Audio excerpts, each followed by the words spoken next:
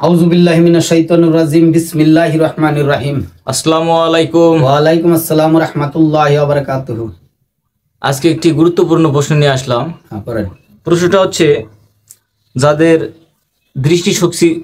দৃষ্টিশক্তি হারিয়ে গিয়েছে বা যারা দৃষ্টিশক্তি ফিরে পেতে চান, এই দৃষ্টিশক্তি ফিরে আনার কোনো ওষুধ আছে কিনা, যদি থাকে আমাদের একটু খুলে বলেন, তারা আমরা চোখের দৃষ্টিটা ফিরে পেতাম।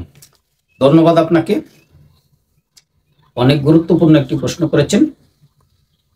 আমাদের এই বাংলাদেশে, শুধু বাংলাদেশে না, বাংলাদেশের বাহিরেও যারা রয়েছেন প্রত্যেককে আমি বলবো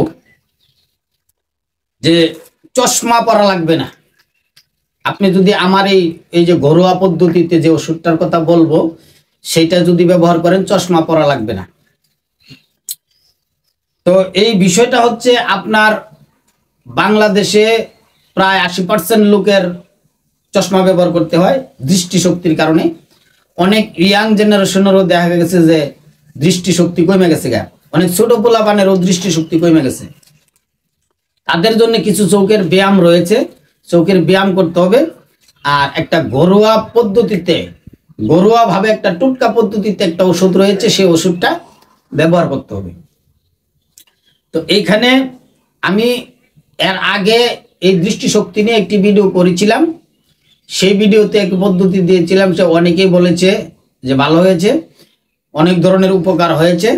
তো সেই ক্ষেত্রে যদি আরও পদ্ধতি থাকে, সে ভিডিও বানিয়ে দেওয়ার জন্য অনেকেই অনুরোধ করেছেন। তাই আজকের এই ঘরোয়া পদ্ধতিটা আমি আপনাদের জন্য নিয়ে এসেছি। সেই পদ্ধতিটা অবশ্যই আপনারা অবশ্যই ব্যবহার করবেন। সেটা হলো, আপনার সর্বপ্রথম মিশ্রি আছে, মিশ্রিটা থাকতে হবে। যদি আপনার এই তালের মিশ্রি হয় তাহলে হবে না, সেটা থাকতে হবে। আখের রসের থেকে যে মিশ্রিটা তৈরি করা হয়, আখের রস থেকে যে মিশ্রি তৈরি করা হয়, সেই মিশ্রিটা নেবেন 50 গ্রাম। সেই 50 গ্রাম মিশ্রি এবং সাথে নেবেন মৌরি মানে একটা মশলার দোকানে গেলে মৌরিটা পাবেন। সেই মৌরিটা আপনি নেবেন। তারপরে আপনি নেবেন হলো ওই কাঠবাদাম, আখের রসের মিশ্রি, মৌরি, কাঠবাদাম সম পরিমাণ নিয়ে ভালো করে একবারে পিষে, আম্বুল তিস্তা দিয়ে ভালো করে পিষে চূর্ণ করতে পাউডার তৈরি করে তারপরে এটাকে একসাথে মিশ্রণ করবেন। তবে এখানে আরেকটা কথা আছে, যাদের ডায়াবেটিক্স রয়েছে, অতিরিক্ত ডায়াবেটিক্স আছে, ওই ডায়াবেটিক্স ওয়ালারা আপনারা ওই মিশ্রিটা বাদ দিয়ে দিবেন।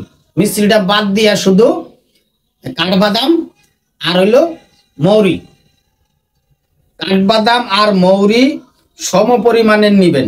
হ্যাঁ, এইটা নিলে শুধু যে চোখের দৃষ্টি যে ভালো হবে সেটাই না, আপনার অনেকের আছে পয়েন্টে ব্যথা, অনেকের হাতে শরীরে রক্ত জমে গেছে, অনেকের দেখা গেছে এই পায়ের রগগুলি বেঁকে গেছে। হ্যাঁ, অনেকে দেখা গেল বসলে উঠতে পারেন না। এই ধরনের অনেক ধরনের সমস্যায় কিন্তু এটা ভালো করবে। এটা আপনার যাদের ডায়াবেটিক্স রয়েছে তারা মৌরিটা আর কাঠবাদামটা বাদ দিয়ে দিবেন। মৌরি আর কাঠবাদাম বাদ দিয়ে যাদের ডায়াবেটিক্স রয়েছে তারা মিশ্রিটা বাদ দিবেন। আর কাঠবাদাম আর আপনার মৌরিটা 50 গ্রাম করে নিয়ে ভালো করে চূর্ণ করে, পাউডার করে একসাথে মিশ্রণ করি। তারপরে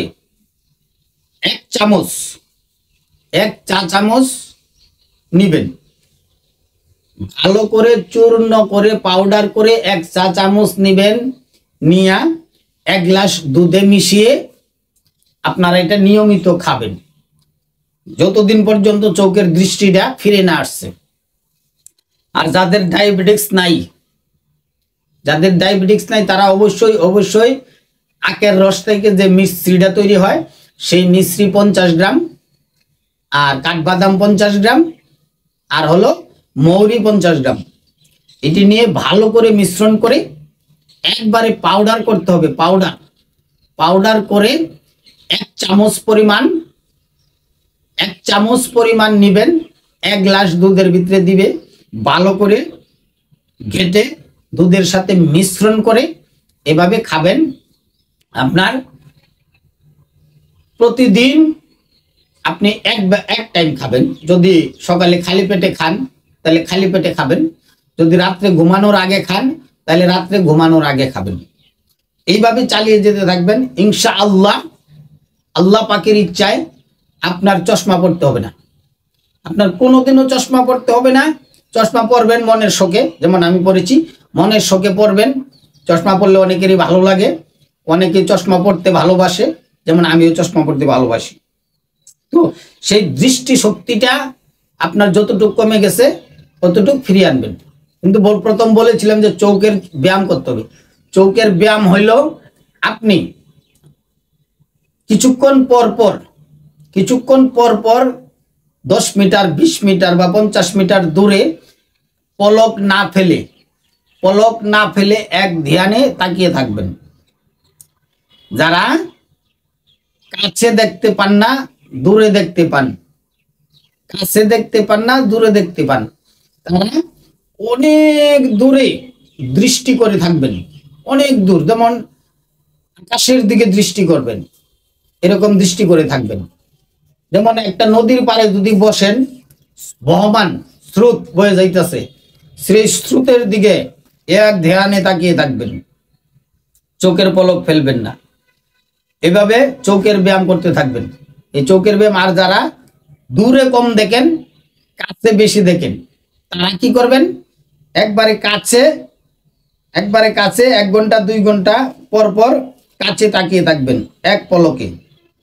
আর তাদের জন্য কিছু নিষেধাজ্ঞা রয়েছে, যে আপনারা মোবাইলের স্ক্রিন ঘন্টার পর ঘন্টা দেখবেন না, তাতে করে আপনার চোখগুলি জ্বলে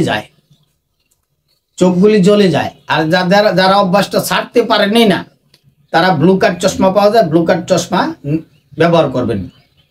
কিন্তু মোবাইলটা ব্যবহার না করাই বাঞ্ছনীয়, এটা ভালো।